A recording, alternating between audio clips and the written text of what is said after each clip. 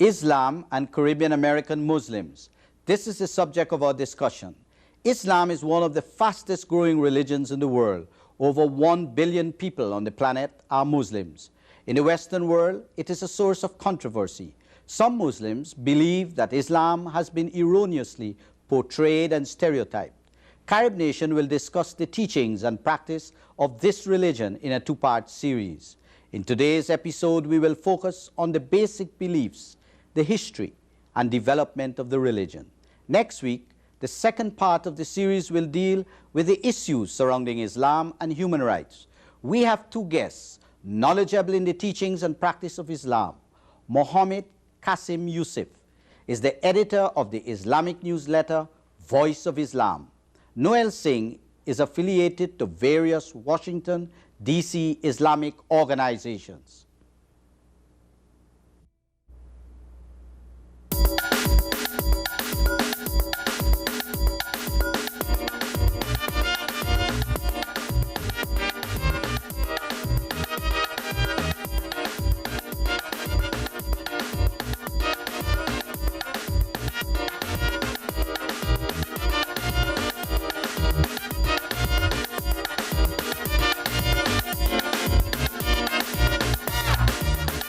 Welcome to Carib Nation.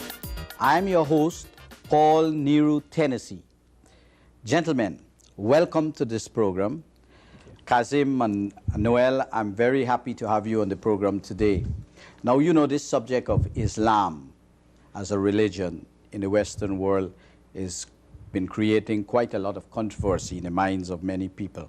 Many people out there would like to know really what is Islam, people who are Christians or Hindus or belong to some other religion. Can you tell us, Qasim, what is Islam? How did this religion develop? Where did it develop? First of all, Islam is an Arabic term that has multiple meanings. Islam is the eternal primordial messages that was taught by all of God's messengers from time immemorial. Islam expresses an attitude of peace, obedience, and commitment to God.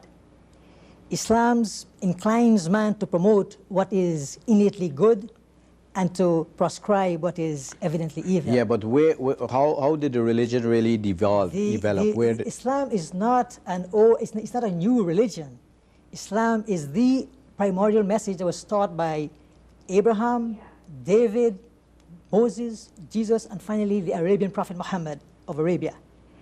Islam, the message of Islam, is one message. But usually Islam, Noel, is associated with Muhammad as the prophet.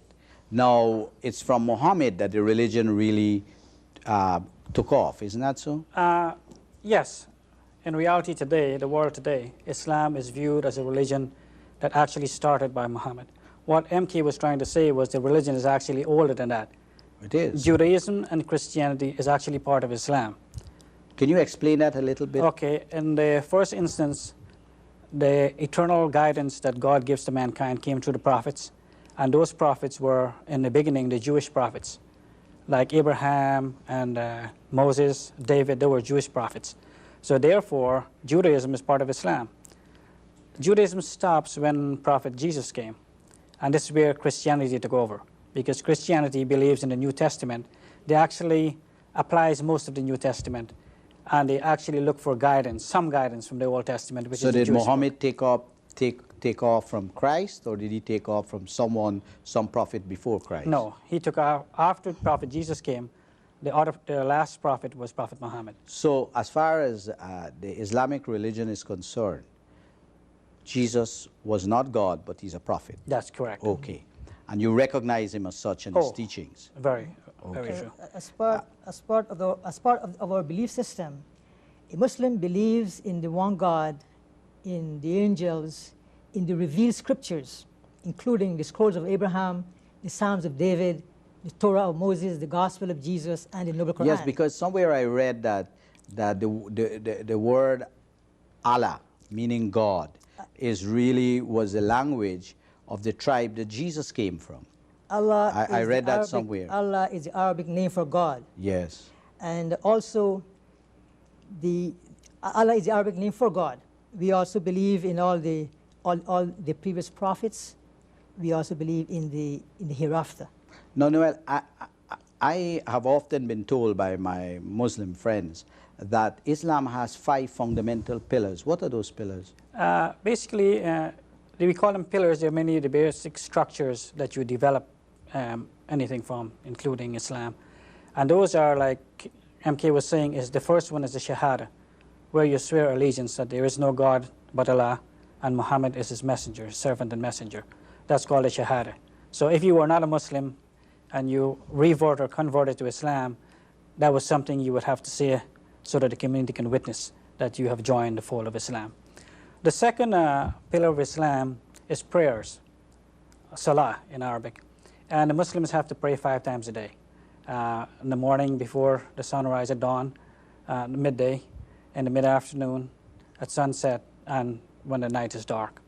Those are the 5 times we have to pray. That's the second pillar. The third pillar is zakat, or it's not really a poor Jew as people usually translate it in the books in the Caribbean or wherever. But it's really it's really a divine tax. Yeah, something like a divine tax, where you're required to pay approximately 2.5% of your excess wealth after you've taken care of your family, your home. And of course, is that to be given to charity, to the poor, and so? Yes. You want to elaborate? No. Is that so? Those are the. How many did you cover there just now? Oh, that's the third. Well, what about the other two? The fourth is fasting, Siyam in Arabic, and the Muslims are required to fast 1 month. Of course, we follow the lunar calendar, not the Gregorian calendar, the solar calendar. Now, as I've been saying, they're saying that there are about 5 billion or 6 billion Muslims in the world, right? 1 billion. 1 billion of the population of the world of 6 billion. You're about 1/5 or 1/6 of the population of the world. Now, usually when we speak about Muslims and about Islam, people look to the Middle East. But I've been told that the majority of the Muslims do not live in the Middle East. Where do they live, Qasim? How are they distributed geographically? The Muslims in the Middle East are a minority. Let me just explain where the Muslims are.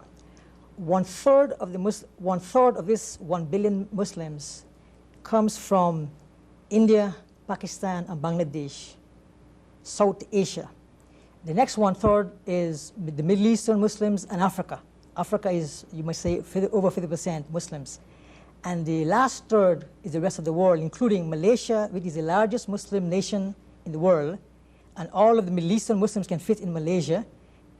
Sorry, not Malaysia, Indonesia. That is what I was told. Indonesia, Malaysia, the Central Asian republics, Kazakhstan, Kyrgyzstan, Turkmenistan, and so forth, including China. So whenever we hear, we listen to any discussion about Islam, we should not only be focused on the Middle East, because this is a global religion with a large numbers in Asia, Eastern Europe, and so forth. Now, you all are from the Caribbean.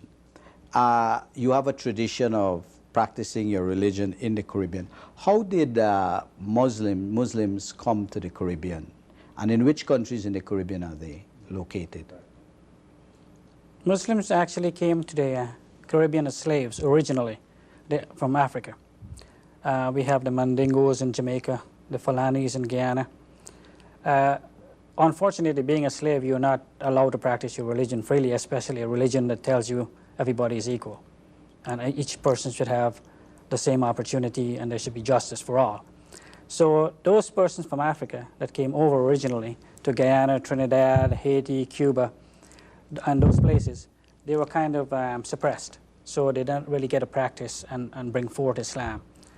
After they abolished slavery, the British, of course, the colonials needed laborers to work in the plantations because now the slaves were free. So they brought indentured laborers from India and China. And the ones from India actually really revived Islam, brought Islam back up because they were free. They worked, they got paid. But they were indentured laborers. Yeah, but they actually got more freedom. They were allowed as indentured laborers to practice their religion. Yeah. Because and in which countries in the Caribbean are they located? In Suriname, Guyana, Trinidad? Every nation in the Caribbean. Every nation including Haiti, Puerto Rico, Cuba, Brazil, every nation. Yeah, but we're talking about the Caribbean, not In the South Caribbean, America. yeah, sure.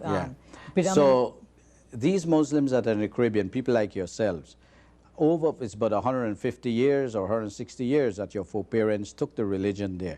Over the 160 years, how has the Islamic religion in the Caribbean adapted to that new environment, and what kind of relations you've been able to develop with the Hindus and the Christians in that region? Have you been able to, what kind of developments have occurred in terms of your relationships? Well, as far as relationship goes, Islam allows everybody to practice their faith. So therefore, we have very good relations with the Christians or the Hindus, for that matter. In fact, in the Caribbean, it's kind of a different atmosphere. Like in our holidays, we would actually take sweets, and that's, you know, small gifts, over to our Hindu neighbors or Christian neighbors, just as, you know, a gesture. But we've heard of conflicts between Muslims and other religious groups in other parts of the world. Has that happened in the Caribbean?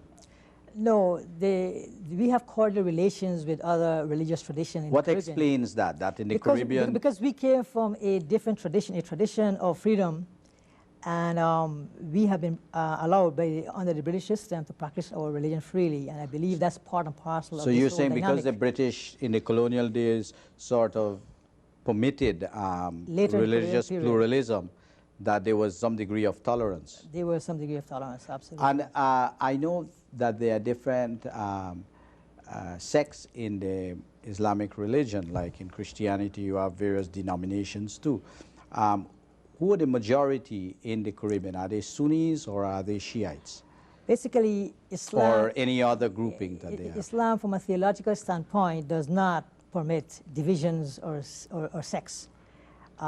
Because the Quran has stated that the Muslim community is one people. Yeah, well, that is the theology. What is the reality? However, the reality is that there are two primary branches, and the Sunni branch is the dominant branch that is practiced. You mean the majority branch? The majority branch, right. Yeah. And the Shia branch, which is primarily practiced in Iran, parts of Iraq, India, Pakistan, and the surrounding countries. They are a distinct minority. Apart from the Sunnis and Shiites, there is also another group, I think, in the Caribbean that came from Pakistan, that are more linked to Pakistan. What is the name of that group? I think you're speaking about Ahmadis. Exactly. Tell us more a bit about them, how different they are from the other Ahmadis actually they have two main branches. The first branch is actually geared more toward the Sunni thought, and they actually accept the leader who actually started the Ahmadiyya movement, Mirza Ghulam, as actually a great leader, a reviver of Islam, whereas the second branch actually accepts him as a prophet. Of course, we denounce that part because... We who? The Muslim in general, the Sunni Muslim as well as the Shia Muslim. Okay. Because the Prophet Muhammad was the last prophet. So if he claims, anybody who claims prophethood, you know, we cannot support that. Yeah. So basically, those two branches, I think the one in Guyana is mostly the first branch where they are actually more closer to the Sunnis, so they get along more. Yeah.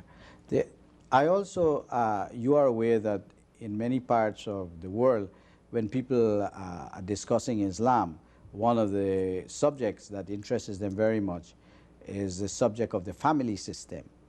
Now, there are people who are of the view that if you are a Muslim, that you are entitled to having several wives. Is this a fact according to the teachings of Islam? And if it is, can you explain it, please? The question of the practice of having multiple wives is as ancient. It's predated 7th century Arabia.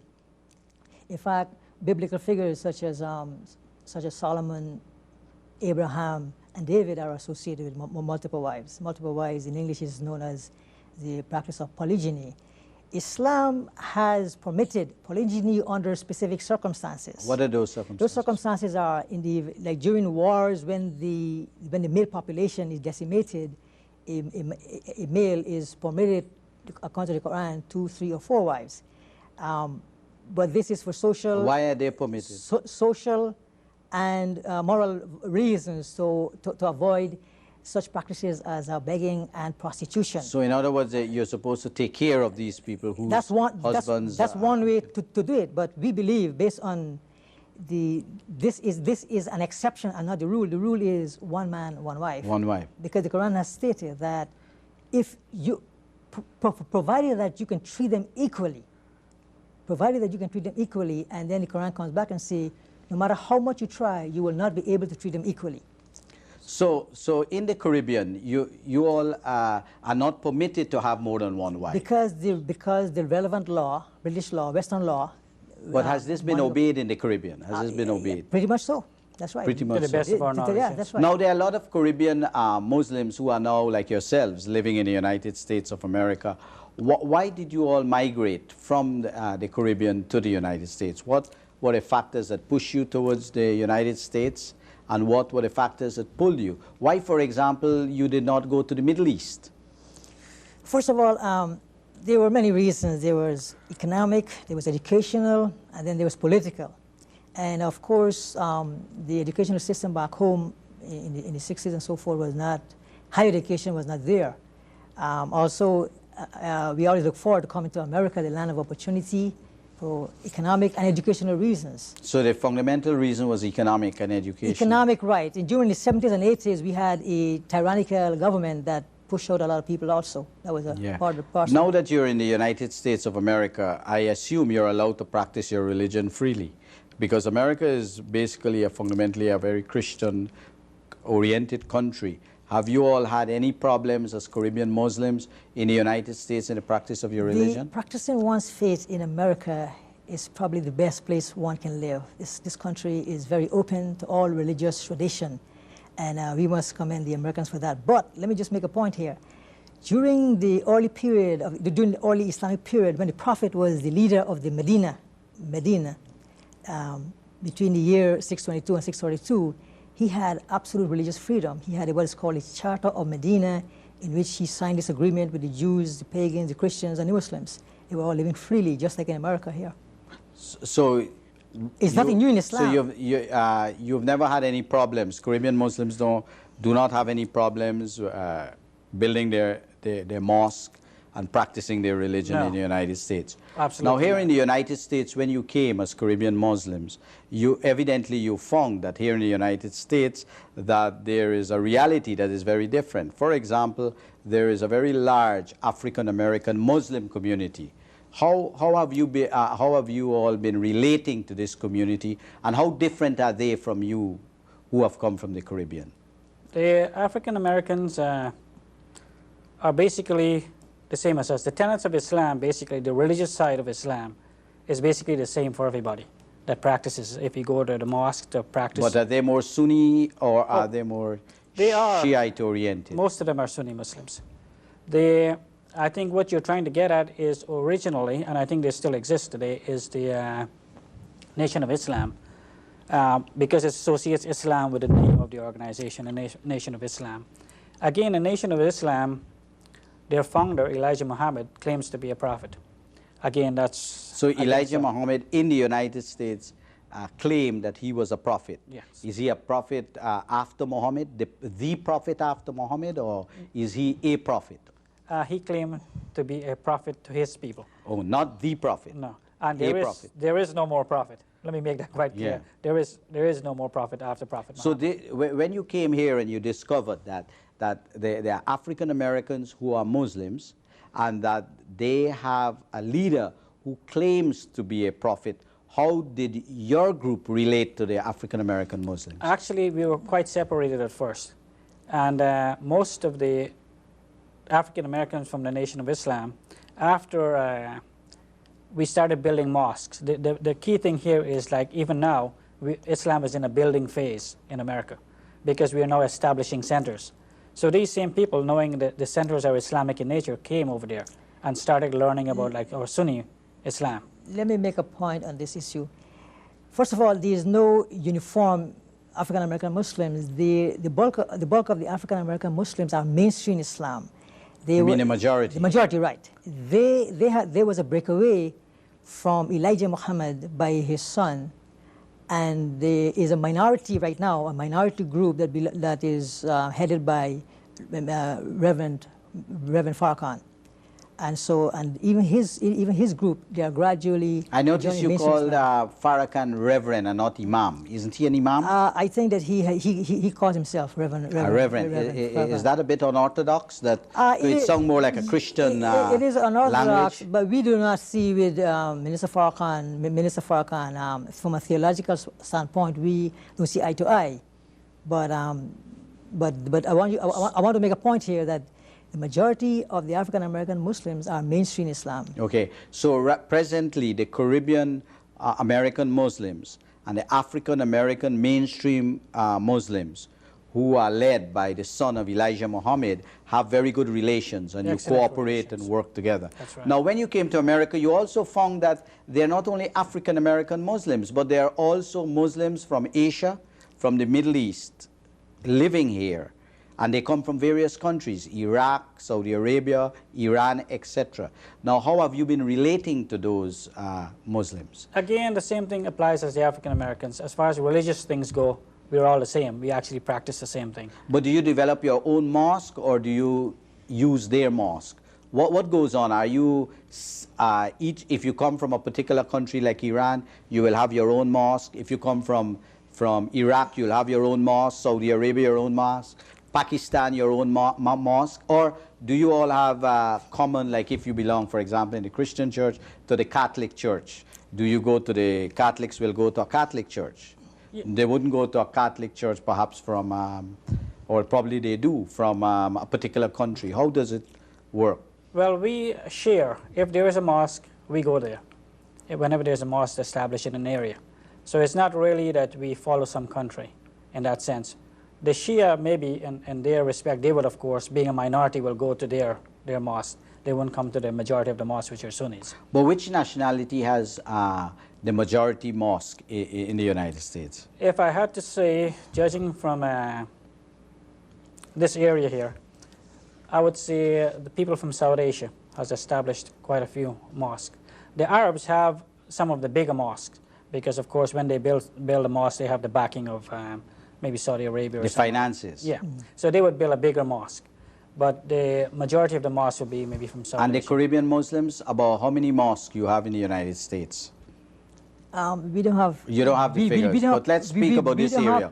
Washington, D.C., Virginia area. We don't have precise figures, but the point here, Paul, is that each community builds a mosque. And so you can have Arabs, you can have Egyptians, you can have Chinese. But for example, the mosque that you worship, you worship. Our mosque is predominantly Caribbean, from Trinidad, from Guyana. We have people from Africa and so forth. Now, in the United States, you all are living now in the United States, and you are aware that very often when there's a conflict in the Middle East, that the United States very often is perceived as taking a position in support of Israel and over the other countries which happen to be Muslim countries. How do you all react to that as Caribbean American Muslims? You pay taxes in America, but you find that the government of the United States supports Israel instead of the Muslim Arab countries.